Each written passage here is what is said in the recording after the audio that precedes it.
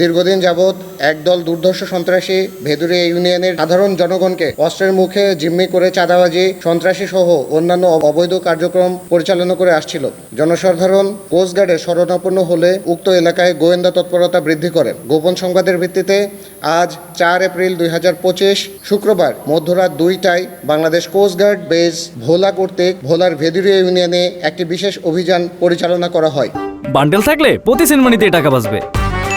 বিকাশ send money bundle কিনে জিতুন প্রতি লেনদেনে।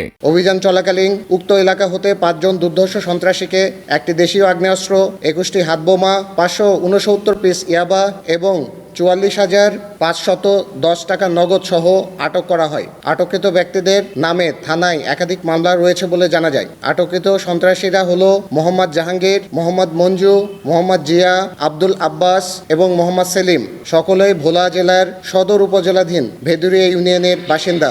সকল আলামত সহ আটককৃত সন্ত্রাসীদের পরবর্তীত আইনানুগ ব্যবস্থা গ্রহণের কার্যক্রম প্রক্রিয়াধীন রয়েছে। দেশের আইন শৃঙ্খলা পরিস্থিতি স্থিতিশীল রাখতে বাংলাদেশ কোস্টগার্ড 24 ঘন্টা টহল জারি রেখেছে, যার মাধ্যমে কোস্টগার্ডের আওতাধীন উপকূলীয় এবং নদী তীরবর্তী অঞ্চলের আইন শৃঙ্খলা পরিস্থিতি অনেকাংশেই উন্নত হয়েছে। কোস্টগার্ড ভবিষ্যতেও এই ধরনের অভিযান অব্যাহত রাখবে। ধন্যবাদ। আমি lieutenant commander Rifat Ahmed, staff officer operation, Bangladesh coast guard, দক্ষিণ জোন ভোলা।